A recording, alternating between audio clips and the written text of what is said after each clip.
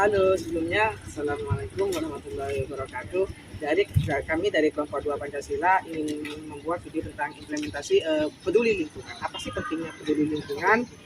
Peduli lingkungan sendiri secara arti adalah bagaimana cara sikap kita sebagai seorang individu untuk peduli apa yang ada di sekitar kita, mulai dari membersihkan sampah dan hal lainnya.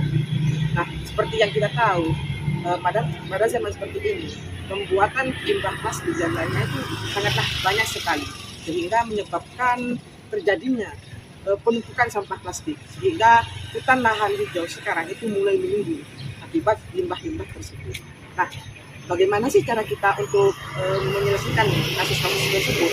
Yang pertama adalah satu, kita harus menerapkan pada diri kita sendiri apa sih pentingnya peduli lingkungan itu, seperti dengan menanam pohon, penghijauan kembali, dan yang lainnya.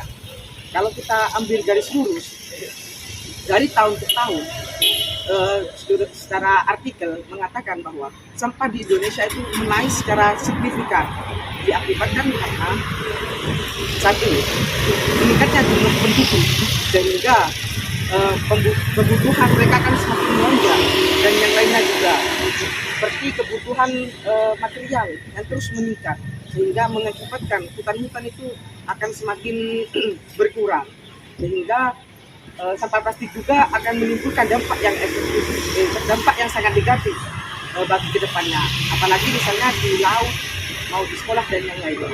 Nah, sebelum kita mulai dari hal yang besar, baiknya kita memulai dari hal kecil, seperti kampus kita ini. Di mana kampus kita ini dalam konteks ini belum cukup bersih, bisa dilihat sampahnya ada di mana-mana.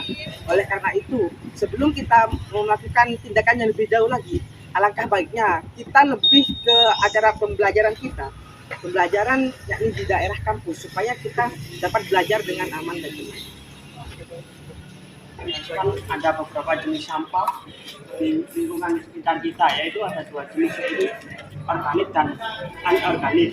Itu berikut contoh-contoh yang saat ini diambil oleh teman-teman, yaitu contoh jenis sampah anorganik, yaitu sampah yang tidak bisa dibersihkan, botol dan lain-lain.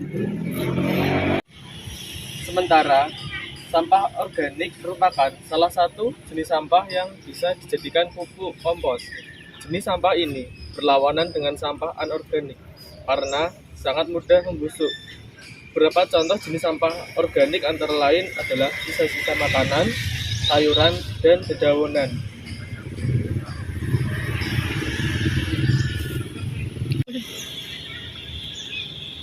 Dapat disimpulkan bahwa menjaga lingkungan itu sangat penting untuk mencegah bencana serta menjaga kenyamanan mahasiswa dalam kegiatan belajar mengajar di lingkungan kampus ataupun di lingkungan lain.